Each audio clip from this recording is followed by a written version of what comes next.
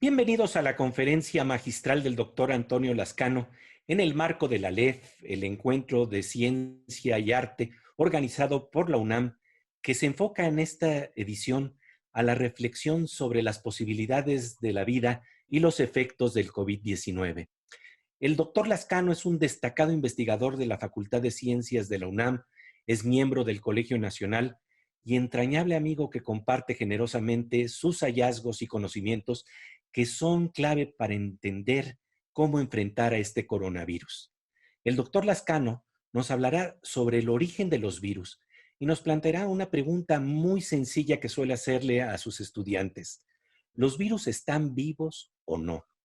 ¿Cuál es su papel dentro del estudio de la evolución biológica? Nadie mejor para guiarnos en estas respuestas que el doctor Antonio Lascano. Bienvenido, querido Toño. Muchísimas gracias, Pepe. ¿Qué tal? Es un placer estar con ustedes. Y déjenme comenzar con un fenómeno literario que a mí siempre me ha fascinado, que es la personalidad de una mujer brillante, Mary Wollstonecraft Shelley, que cuando era una jovencita de apenas 18 años, se fue a pasar unas vacaciones con el novio, con algunos amigos, a una villa en Suiza, cerca del lago Ginebra. La villa se llama hasta la fecha Diodati, la villa Diodati. Estuvieron allí en junio de 1816 y el clima fue pésimo ese verano. Se la pasaba lloviendo y entonces todas las noches, después de la cena, se reunían los que estaban allí convidados a las vacaciones para platicar de distintos temas y discurrieron un día el tratar de hacer una historia de horror. La historia de horror más deslumbrante que escribió precisamente Mary Wollstonecraft Shelley es nada menos que el Frankenstein.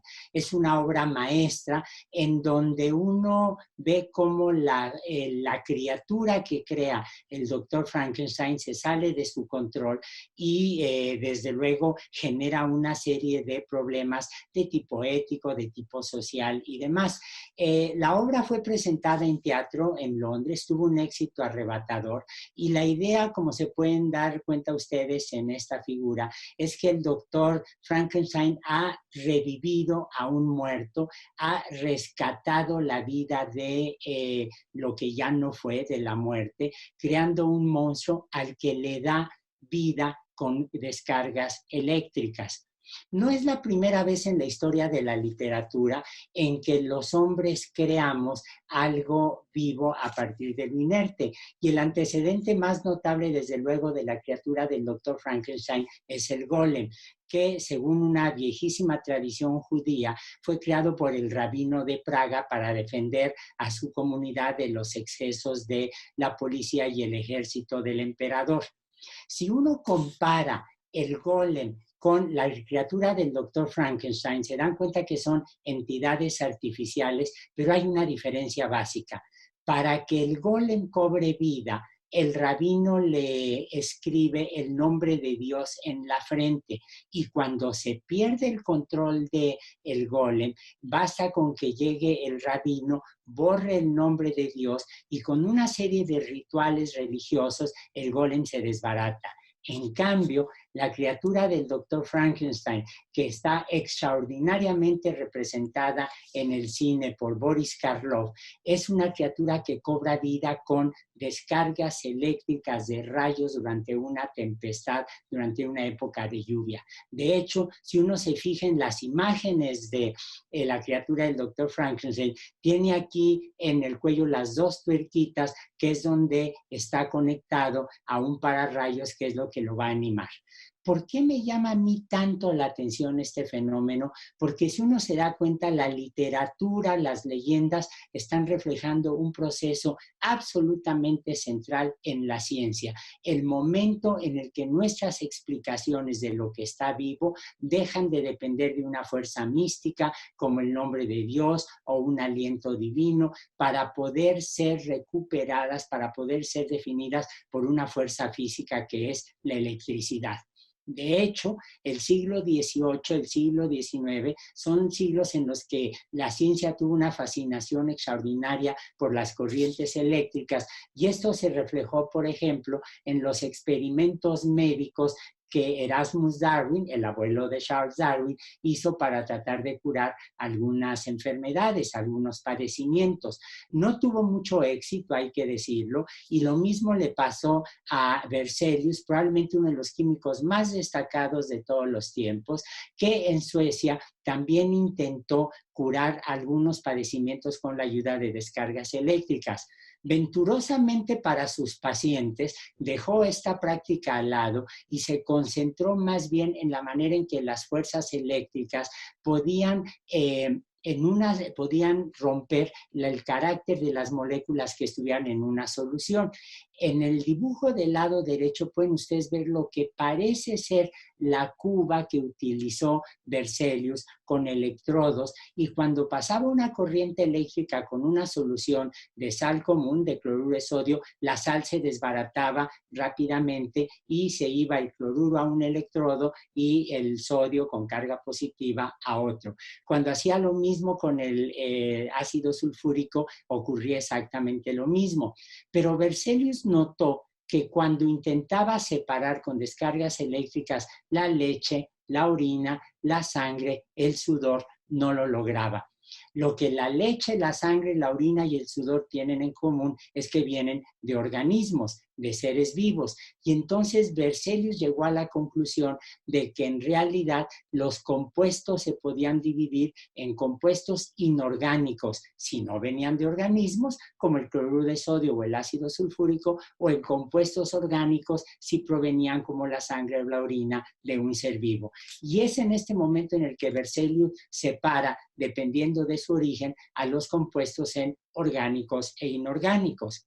Hay que decir que Berzelius no fue el primero que usó esta nomenclatura. Antes lo utilizó Bergman, un estudiante nada menos que de Linneo, también sueco. Entonces se dan ustedes cuenta de estas fascinantes tradiciones intelectuales en lo que uno puede ver la influencia de los profesores sobre sus discípulos, sobre sus alumnas. Pero en el caso de Berzelius, esto fue especialmente importante porque dio origen a la química de los seres vivos, a la química orgánica, que muchas veces ha sido confundida con la idea de que los seres vivos estamos hechos de algo distinto a lo que es inerte, cuando esto no es cierto. Si nosotros nos fijamos en esta obra extraordinaria del intelecto humano, que es la tabla periódica, lo que nos damos cuenta rápidamente es que todos los átomos que vemos en los seres vivos son átomos que están presentes, están representados en la tabla periódica. Son de los más ligeros, son de los más abundantes en el universo, pero no hay ningún compuesto, ningún elemento que tengamos los seres vivos que no esté presente en la naturaleza no viva. De hecho, uno puede decir categóricamente que las entidades biológicas no poseen ningún elemento químico distinto a los que se encuentran en el material no vivo. Estamos hechos de lo mismo. Podemos ir más lejos. Podemos afirmar que no hay moléculas vivientes y que ninguna sustancia está viva por sí misma. Pero ¿qué pasa con los organismos? Bueno, aunque por ejemplo a mis amigos vegetarianos les da por comer lechugas, zanahorias o cebollas, pensando que están menos vivas que un pulpo o una vaca, la verdad de las cosas es que todos los seres vivos están igualmente vivos. Esto es cierto también para las bacterias. Cuando uno se lava las manos, está matando multitud de bacterias. Cuando uno lava y se come una zanahoria, se está comiendo a un ser vivo. Cuando uno asa un pedazo de pulpo en una plancha, está también devorando algo que estuvo vivo. El punto básico aquí, esencial, es que las diferencias que vemos entre un pulpo, la zanahoria y una bacteria es la historia evolutiva que tienen atrás. Todas las entidades biológicas poseen los mismos procesos moleculares básicos, la misma composición bioquímica y las mismas estructuras biomoleculares. Todos los seres vivos tenemos membranas, tenemos ribosomas, tenemos ácidos nucleicos. Y las diferencias que hay entre yo y una zanahoria no son las moléculas que nos constituyen, sino la historia evolutiva que separó a los ancestros de las zanahorias de mis ancestros hace muchos millones de años. De hecho, hace probablemente más de 1.000 millones de años. Todos los seres vivos pues están igualmente vivos, pero no todas las entidades biológicas poseen todas las propiedades de los seres vivos. Si yo comparo una bacteria, un hongo con un perro, me doy cuenta que son muy cercanos evolutivamente entre sí, pero si me fijo en el virus del SIDA que está representado abajo de esta imagen, se darán ustedes cuenta que está hecha de compuestos orgánicos, pero no se puede replicar por su cuenta.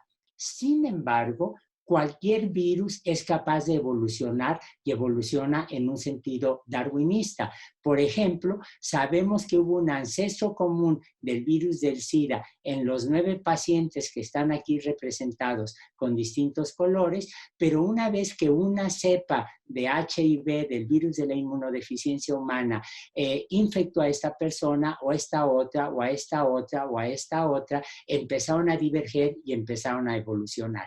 ¿Qué fue lo que hizo que los virus de SIDA se separaron? Sencillamente la selección natural representada por el sistema inmunológico de los pacientes, que en todos estos casos desafortunadamente fallecieron porque el registro fue hecho antes de que tuviéramos los espléndidos medicamentos que ahora permiten que una persona contagiada pueda llevar por SIDA, pueda llevar una vida perfectamente normal.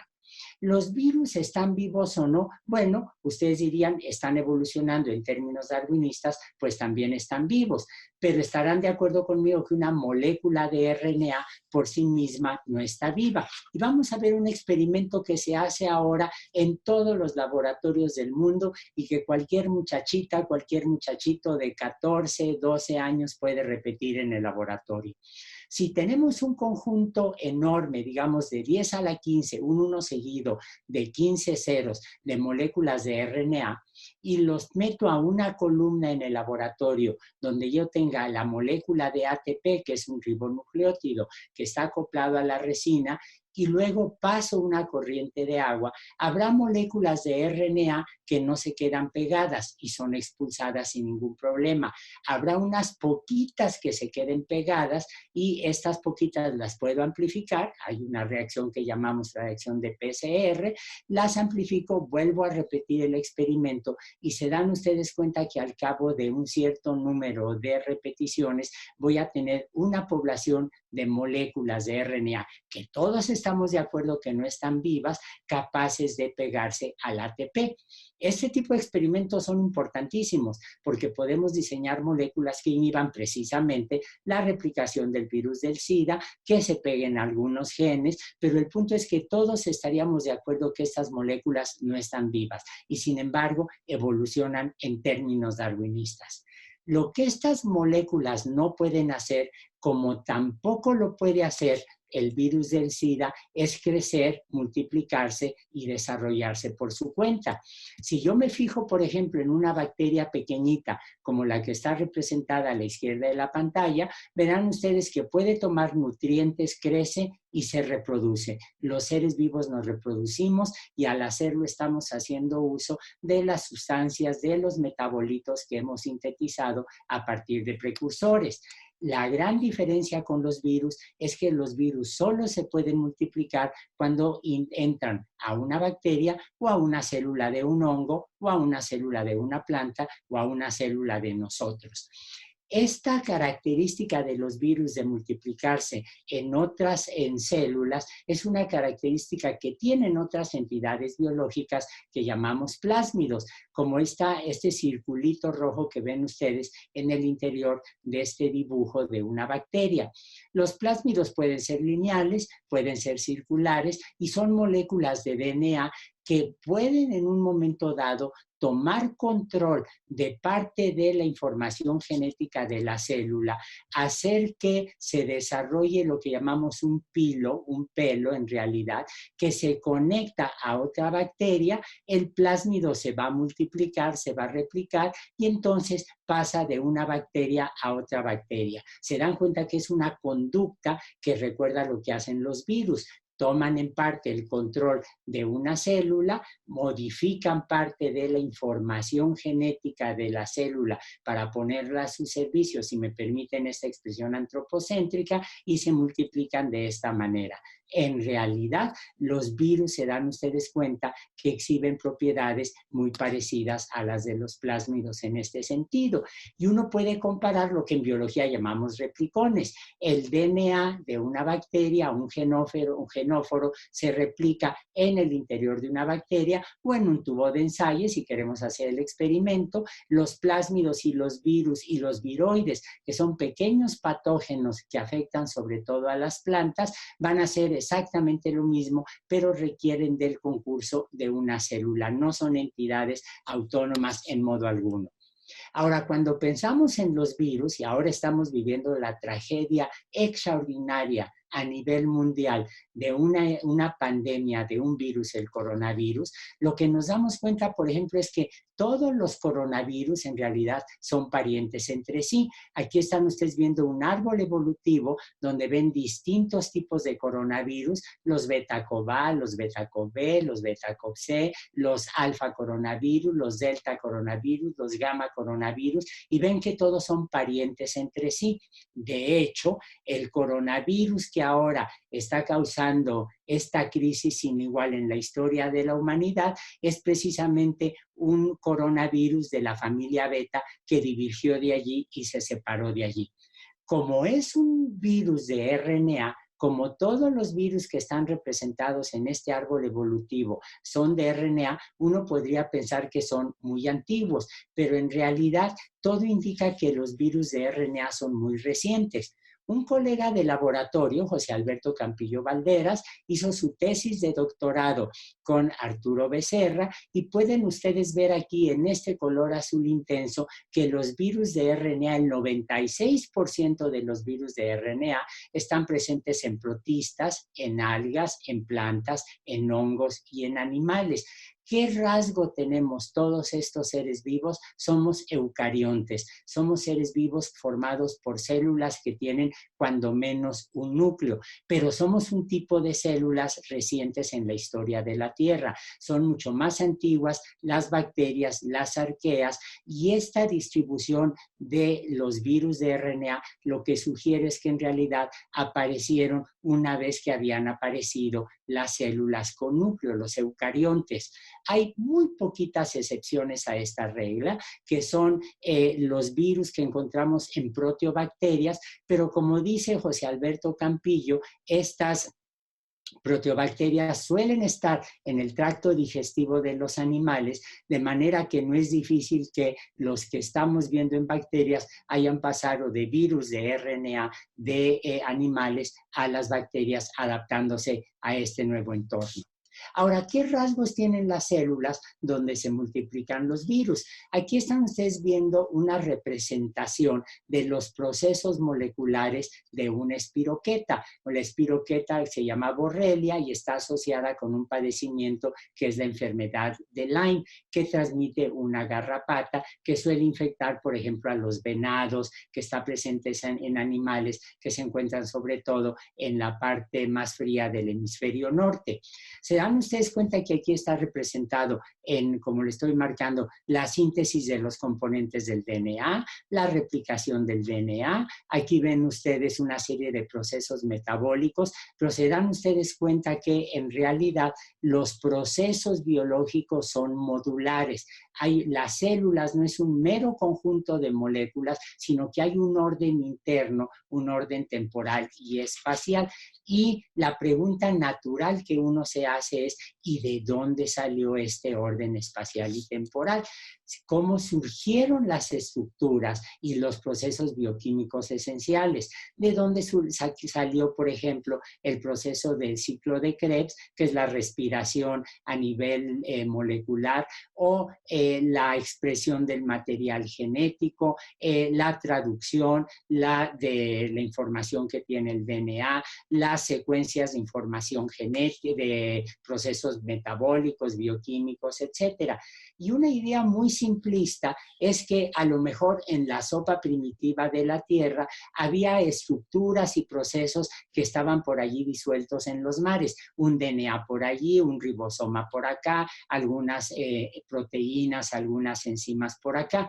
Pero esto en realidad es un absurdo. Y para demostrar que es un absurdo, déjenme comparar con el caso del ojo, que Darwin examinó con mucho detalle en El origen de las especies en 1859, cuando lo publica por primera vez. Si ustedes se fijan, el ojo es absolutamente extraordinario.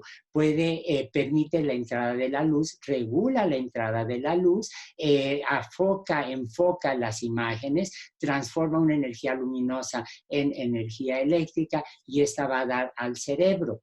¿De dónde salió una estructura tan complicada? Bueno, alguien podría decir, bueno, en los mares primitivos había por ahí una retina, un iris, una córnea, un lente, se juntaron de alguna manera y de aquí salió el ojo. Pero se dan ustedes cuenta que esto es completamente absurdo. Uno no puede pensar en una situación equivalente. Esto es tan absurdo como la explicación fallida de pensar que los componentes de la célula estaban ya flotando en la Tierra primitiva.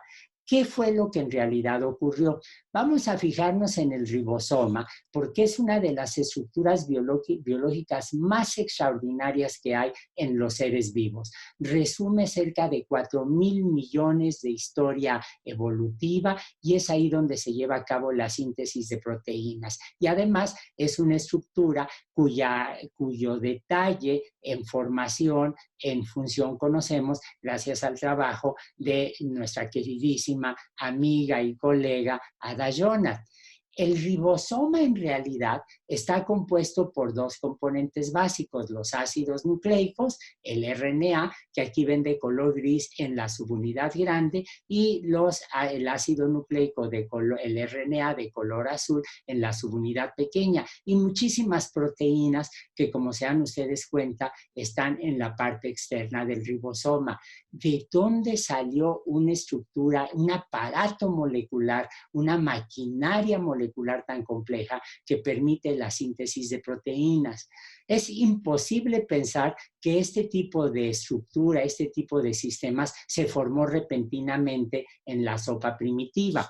Pero si nos fijamos en la parte más antigua del ribosoma, como ha demostrado el grupo de Ada Jonath, lo que tenemos son pequeñas moléculas que se duplican, pequeñas moléculas de RNA de un ácido nucleico que se duplican, se ensamblan y generan un sitio activo en donde se puede dar efectivamente la síntesis del enlace peptídico, que es la base para formar proteínas, que son los catalizadores y las moléculas estructurales más conspicuas en todos los seres vivos. Es decir, el ribosoma no era al principio esa estructura tan compleja como la que vemos hoy en día, sino una estructura mucho más sencilla que fue evolucionando lentamente. O dicho de otra manera, todas las células consisten en componentes individuales y en sistemas de moléculas que interactúan.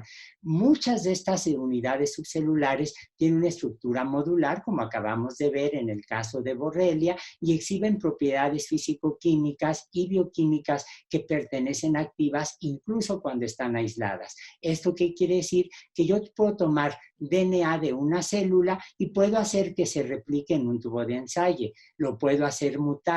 Puedo tomar los lípidos de una célula y cuando los tengo en un tubito de ensayo se me autoensamblan formando una molécula. Puedo tomar una enzima cualquiera de una célula y en el laboratorio puedo hacer que tenga actividad catalítica. Lo que estamos viendo que constituye la vida es en realidad las propiedades asociadas de moléculas y sistemas que tienen que haber sido mucho más sencillas en un principio. Un punto que nos gusta mucho señalar a los biólogos para evitar el reduccionismo es que la vida no reside en uno de estos componentes, sino que depende de todos ellos, de sus conexiones y de la integración funcional de ellos con el entorno. Y estas redes muy refinadas son el resultado de la evolución del sistema en su conjunto. ¿Esto qué quiere decir? Que las propiedades bioquímicas de los sistemas subcelulares y sus componentes, como la replicación de los ácidos nucleicos, la catálisis de las enzimas y las propiedades de formación de membrana, son el resultado histórico, son el resultado evolutivo de la amplificación evolutiva de las propiedades físico-químicas básicas que también poseían sus predecesores moleculares más simples. El ribosoma no comenzó como esa estructura tan refinada y tan precisa, sino que fue evidentemente al principio trocitos minúsculos de ácidos nucleicos de RNA que se ensamblaban, se duplicaban, se replicaban, que desarrollaron la capacidad de asociarse con aminoácidos y eventualmente de formar enlaces peptídicos entre ellas. Es decir, contra lo que uno puede pensar, la materia inerte no evolucionó hacia los seres vivos repentinamente como en este dibujo, sino que en realidad lo que llamamos el proceso de evolución, de origen y evolución de la vida, fue un proceso gradual donde fueron apareciendo propiedades nuevas. Y en este proceso, en este tipo de secuencia, es precisamente donde intentamos ahora comprender el origen de los virus, no solo por la importancia tan extraordinaria que tienen para nuestra vida individual y colectiva, sino también por ser estructuras que están con algunas propiedades de los seres vivos, pero no todas. Y esa amplificación de propiedades que tienen los seres vivos es lo que nos permite entender su replicación y su evolución. Muchas gracias. Pues, querido Toño Lascano, de verdad te agradecemos muchísimo esta conversación que nos permitió entender la naturaleza de los virus en el marco de la biología evolutiva, pero también los esfuerzos que está haciendo la ciencia para inhibir el crecimiento y replicación de los virus. De verdad, un gran abrazo y muchísimas gracias por tu intervención aquí en el Aleph, cuando estamos precisamente reflexionando sobre las posibilidades que tiene la vida para enfrentarnos a los efectos de esta pandemia. Muchísimas gracias, Pepe. Es un placer, como siempre, es un placer estar contigo, es un placer ayudar a la universidad y es un placer ver que a pesar de las limitaciones que está imponiéndonos la situación actual, la cultura, la ciencia se puede seguir expandiendo. Muchas gracias, querido Toño. Hasta luego. Hasta luego.